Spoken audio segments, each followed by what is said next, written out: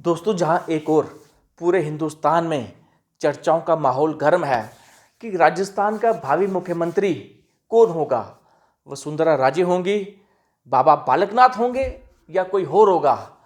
उसी वक्त मोदी और शाह, नरेंद्र मोदी और अमित शाह एक नया प्लान खेलने जा रहे हैं, एक नई संरचना रचने जा रहे हैं, एक नया चक्रव्यूह रचने जा रहे हैं। और वो प्लान क्या है? इस बार का लोकसभा चुनाव 1 से 1.5 महीना पहले करवाने का। पिछली दफा जो लोकसभा का चुनाव हुआ था वो 14 अप्रैल से 19 मई तक काफी ज्यादा फेसेस में हुआ था और 23 मई को उसका रिजल्ट आ गया था। लेकिन इस दफा गुजरात लॉबी का यह प्लान है कि जो लोकसभा का चुनाव है वो अप्रैल मई ना होकर के मार्च अप्रैल में हो जाए, उसका रिजल्ट आ जाए। और इसके पीछे एक बहुत बड़ी गेम है, एक बहुत बड़ा खेल है। उस खेल में मैं बाद में आऊंगा।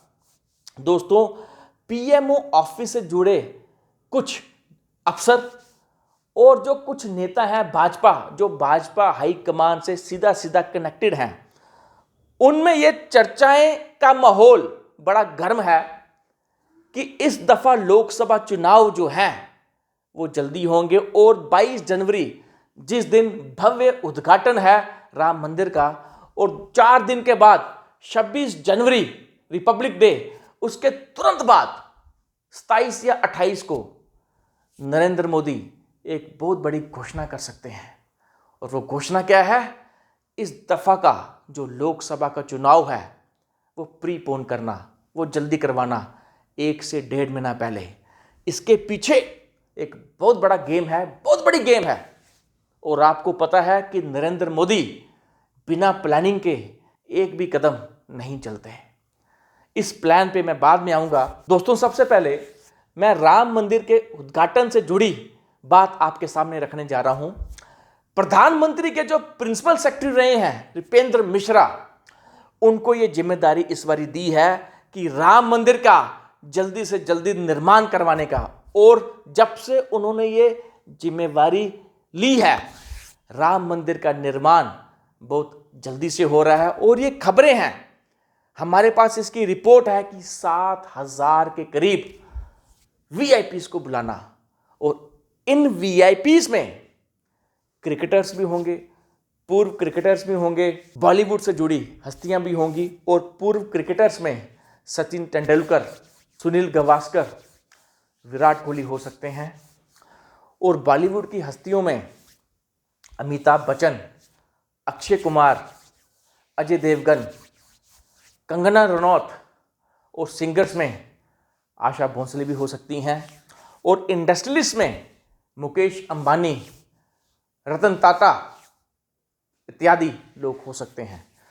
दोस्तों, 26 जनवरी के बाद ये खबरें हैं कि 26 जनवरी के बाद नरेंद्र मोदी बहुत बड़ा फैसला ले सकते हैं चुनाव को प्रीपोन कराने का। क्योंकि आज भी जो भाजपा का नेतृत्व है, जो उनका थिंक टैंक है, और आरएसएस का थिंक टैंक और गुजरात लॉबी का जो थिंक टैंक है, वो आज भी ये मानते हैं जो मोदी का हिंदुत्व कार्ड है, आज भी इन हिंदी भाषी राज्यों में वो चल रहा है। आज भी हिंदुत्व कार्ड वो चल रहा है जो रिसेंटली जो 3 राज्यों में इन्होंने, बीजेपी ने जो विजय हासिल की है, चाहे छत्तीसगढ़ है, चाहे मध्य प्रदेश है, चाहे राजस्थान है, बीजेपी का थिंक टैंक, चाहे आरएसएस का थिंक टैंक, चाहे गुजरात लॉबी का थिंक टैंक, उनका आज भी मानना है कि ये जो हिंदी राज्य हैं, हिंदी भाषी राज्य हैं, जिनमें लोकसभा की 200 से भी ज्यादा सीटें हैं और जिन पर बीजेपी की नजरें हैं, आज भी मोदी का जो हिंदुत्व कार्ड है यहां चल रहा है। क्योंकि अगर जानकारों की माने, इंडिया अलायंस के पास इस हिंदुत्व का कार्ड नहीं है और बीजेपी इसी चीज का फायदा उठाना चाहती है। और 2024 का जो चुनाव है लोकसभा का, इसी कारण वो जल्दी करवाना चाहती है। दोस्तों, एक जो कारण ये है कि जो बीजेपी का थिंक टैंक है, आरएसएस का थिंक टैंक है और गुजरात लॉबी का जो थिंक टैंक है, उनका ये मानना है जो ये हिंदी भाषी राज्य हैं, आज भी मोदी की पकड़, जो मोदी का जो कार्ड है, हिंदुत्व कार्ड, यहां मोदी बखूबी खेल रहे हैं। और यही कारण है कि जो 22 जनवरी का राम मंदिर का जो भव्य उद्घाटन है, इन हिंदी भाषी राज्यों से काफी ज्यादा साधु संतों को बुलाया जा रहा है। और ये भी खबरें हैं कि इस 2024 के इलेक्शन में इन साधु संतों को टिकट दी जाएगी और इन्हीं में से मंत्री भी होंगे, कुछ मुख्यमंत्री भी हो सकते हैं। और दूसरा कारण, जो बहुत बड़ा कारण है कि क्यों ये जो गुजरात लॉबी है, मोदी और शाह हैं, क्यों 2024 का जो चुनाव है लोकसभा का, ये पहले करवाना चाहते हैं। क्योंकि अमित शाह ये मानते हैं कि जो इंडिया अलायंस है, इसको कम से कम समय दिया जाए। क्योंकि मोदी चिंतित हैं इस चीज से लेकर कि आज भी जो वोट शेयर है वो इंडिया अलायंस के पास ज्यादा है। 67% वोट शेयर आज भी इंडियन अलायंस के पास है और भाजपा के पास, एनडीए के पास सिर्फ 37% वोट शेयर है। और मोदी इस चीज से घबरा रहे हैं और यही कारण है अमित शाह इंडिया अलायंस को ज्यादा से ज्यादा 1 महीने का वो समय देना चाहते हैं, इससे ज्यादा नहीं।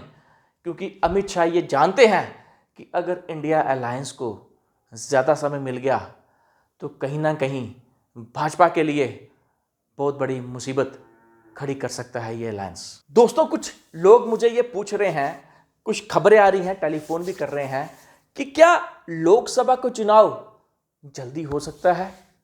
बिल्कुल हो सकता है, क्योंकि 1998 में 1 जनवरी को इसकी घोषणा हुई थी कि लोकसभा का चुनाव हो जाएगा। और 14 फेब, 16 फेब और 28 फेब, 1 महीने के बाद लोकसभा का चुनाव हो गया था। और सिर्फ यही एक उदाहरण नहीं है, 1977 में भी ऐसा हुआ था और इसके अलावा भी कुछ और उदाहरण हैं कि लोकसभा का चुनाव जल्दी हो सकता है। अब प्रश्न ये उठता है कि क्या इसकी कोई काट नहीं है? क्या इंडिया अलायंस के पास मोदी के इस कार्ड की, जो हिंदुत्व का जो कार्ड जो मोदी हिंदी भाषी राज्यों में खेलते हैं, क्या इंडिया अलायंस के पास इसकी कोई काट नहीं है? और उत्तर है बिल्कुल है। अगर जानकारों की माने, अगर टॉप के पॉलिटिकल एनालिस्ट की माने, एक इंसान जिसने मोदी को 2 दफा बहुत बुरी तरह पटखनी दी है और वो है दिल्ली के मुख्यमंत्री अरविंद केजरीवाल। जानकारों का यह मानना है कि हिंदुत्व का जो कार्ड है केजरीवाल के पास है। और जानकारों की माने, टॉप के पॉलिटिकल एनालिस्ट की माने कि इंडिया अलायंस अगर बीजेपी को 2024 का चुनाव जीतने से रोकना चाहती है तो अरविंद केजरीवाल को सेंटर फिगर रखकर, उनसे पूरी सीख लेकर एक प्लान रचा जाए। सिर्फ डिस्कशन भर करने से ये चुनाव नहीं जीत सकते। डिस्कशन करने से या डिस्कशन पे बिस्किट खाने से ये चुनाव नहीं जीता जा सकता। अरविंद केजरीवाल को थिंक टैंक की अगर माने, अरविंद केजरीवाल को सेंटर फिगर रखकर एक प्लान बनाया जाए, एक संरचना रची जाए भाजपा को रोकने की।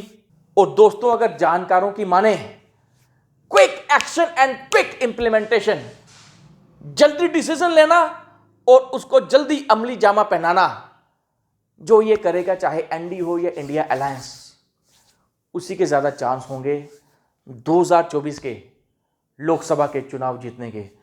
अब अगर जानकारों की माने, इंडिया अलायंस के पास ज्यादा समय नहीं है, जल्दी से जल्दी वो बैठक कर, जो 18-19 दिसंबर को होने जा रही है, जल्दी से जल्दी बैठक कर वो कॉमन मिनिमम प्रोग्राम अपना तय करें, कैंडिडेट्स का चुनाव करें कि किन किन कैंडिडेट्स को कॉमन उन्होंने लड़ाना है, और रैलीज करना वो शुरू कर दें। क्योंकि अगर देर हुई तो 2024 का चुनाव उनके हाथ से यूं फिसल जाएगा जैसे मुट्ठी से रेत फिसल जाती है।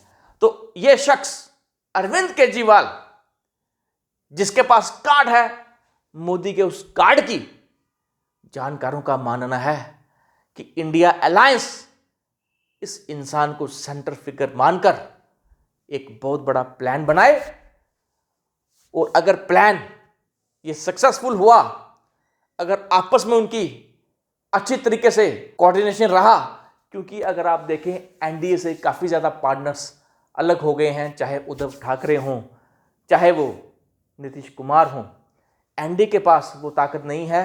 शायद यही कारण है कि डर के कारण भाजपा ये चुनाव 2024 लोकसभा का पहले करवाना चाहती है। इंडिया अलायंस अच्छे से कोऑर्डिनेशन करें। अब समय नहीं है उनके पास चाय बिस्कुट खाने का, एक कॉमन मिनिमम प्रोग्राम तय करें, कैंडिडेट्स का कॉमनली चुनाव करें, पूरे देश भर में रैली करें और एक कोऑर्डिनेशन बनाएं, तो भाजपा को 2024 चुनाव जीतने से इंडिया अलायंस रोक सकती है। आपका बहुत बहुत शुक्रिया।